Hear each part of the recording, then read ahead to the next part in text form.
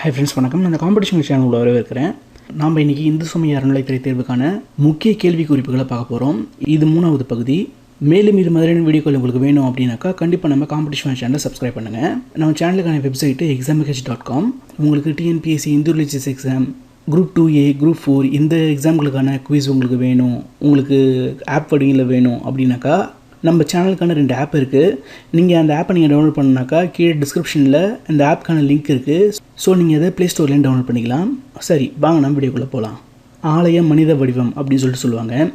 ஆலயங்கள் பொதுவாக மனித வடிவில் தான் அமைக்கப்படுது. இதுதான் நம்ம சேஸ்திரம் சரீர பிரஸ்தாரம் அப்படின்னு சொல்லுவோம். திருமூலர் இதை உள்ளம் பெருங்கோயில், ஊனுடம்பாளையம், வள்ளர் பிரானார்க்கு வாய்கோபுர வாசல், தெல்ல தெளிந்தார்க்கு சீவன் சிவலிங்கம், கள்ள புலனைந்தும் காளாமணி விளக்கே அப்படின்னு சொல்கிறாரு.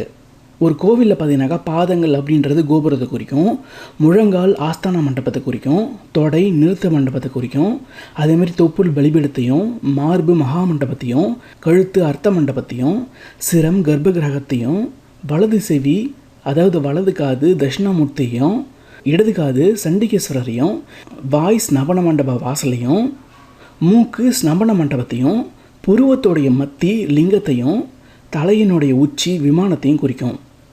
இந்த கேள்வி அடிக்கடி எக்ஸாம்பிள் கேட்கப்படுற ஒரு கேள்வி. ஸோ இது நல்லா பார்த்துங்க. எந்தெந்த உடல் பாகத்துக்கு எந்தெந்த கோயிலுடைய இடம் பொருந்தும் அப்படின்னு சொல்லிட்டு கேட்பாங்க. ஸோ இது நல்லா பார்த்துங்க. இது அடிக்கடி கேட்கப்படுற ஒரு கேள்வி. அடுத்தது பார்த்தீங்கன்னாக்கா கோபுரம். கோபுரத்தை ஸ்தூலலிங்கம் அப்படின்னு சொல்லுவாங்க. கோபுர தரிசனம் கோடி புண்ணியம். எப்பயுமே நம்ம கோவிலுக்குள்ளே உள்ளே போகும்போது கோபுரத்தை பார்த்து 2 கையிலையும் மேலே தூக்கி கும்பிட்டுட்டு அதுக்கப்புறம் தான் நம்ம உள்ளே போனோம். இந்த கோபுரமானது கடவுளுடைய பாத தரிசனம் அப்படின்னு சொல்கிறாங்க. இதுதான் ரிஷிகள் என்ன சொல்கிறாங்க அப்படின்னாக்கா பிரம்மரந்திர மத்திய கபாலத்துவாரம் அப்படின்னு சொல்கிறாங்க. இந்த கோபுரத்துடைய உச்சியில் இருக்கிற அந்த கும்பத்தை ஷோடசாந்தம் அப்படின்னு சொல்லுவாங்க. கோவிலில் சுற்றி வரும் இல்லைங்களா அந்த பிரகாரங்கள், இது 3, 5, 7 இந்த வகையில் அமைக்கப்பட்டிருக்கும். 3 பிரகாரம்ன்றது அன்னமய, பிராணமய, மனோமய கோஷங்களை குறிக்கும். அடுத்தது 4, 5 அப்படின்ற அந்த பிரகாரங்கள் விஞ்ஞானமயம், ஆனந்தமயம் அப்படின்னு சொல்லிட்டு அதை சேர்த்துக்கும்.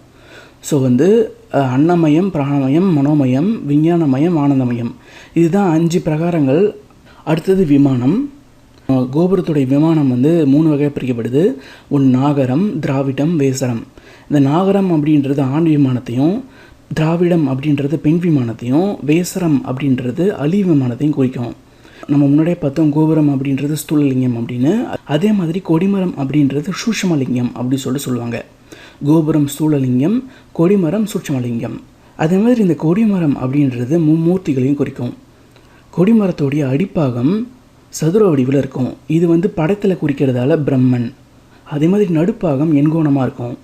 இது காத்தல் தொழிலை குறிக்கிறதால விஷ்ணு பாகம்.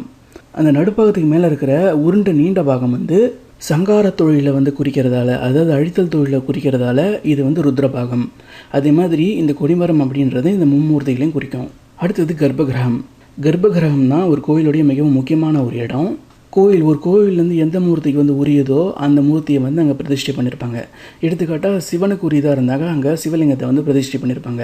அதே மாதிரி எந்த கடவுளுக்கு உரியதோ அந்த கடவுளுடைய விக்கிரகத்தை அங்கே பிரதிஷ்டை பண்ணியிருப்பாங்க. கர்ப்பகிரகத்துடைய அமைப்பு எப்படி இருக்குன்னு பார்த்தீங்கன்னாக்கா, முதல்ல அந்த கோவிலுடைய மூர்த்தியை பிரதிஷ்டை பண்ணியிருப்பாங்க. அடுத்தது அந்த மூர்த்திக்குரிய வாகனம் அல்லது ஊர்தி அடுத்தது அமைக்கப்பட்டிருக்கும். கடைசியில் பலிபீடம் அமைக்கப்பட்டிருக்கும். இதுதான் இந்த கர்ப்பகிரகம் அமைக்கப்பட்டிருக்கிற அந்த முறை. இப்போ எடுத்துக்காட்டால் சிவன் கோவில்களில் ஃபஸ்ட்டு சிவலிங்கத்தை பிரதிஷ்டை பண்ணியிருப்பாங்க.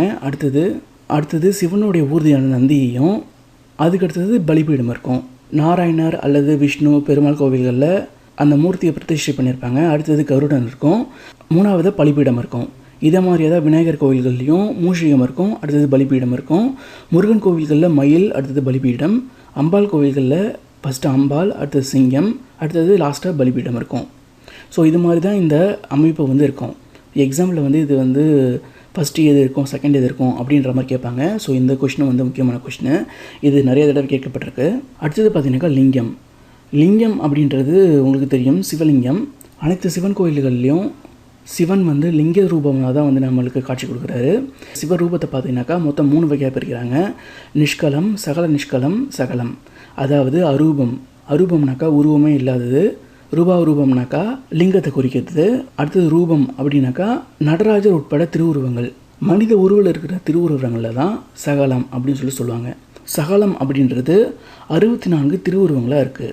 ஓகே ஃப்ரெண்ட்ஸ், இந்த வீடியோ உங்களுக்கு பிடிச்சிருக்கும் அப்படின்னு சொல்லிட்டு நினைக்கிறேன். மேலும் இது மாதிரியான வீடியோக்கள் வேணும் அப்படின்னாக்கா கண்டிப்பாக நம்ம காம்படிஷன் சேனலை சப்ஸ்கிரைப் பண்ணுங்கள். நன்றி.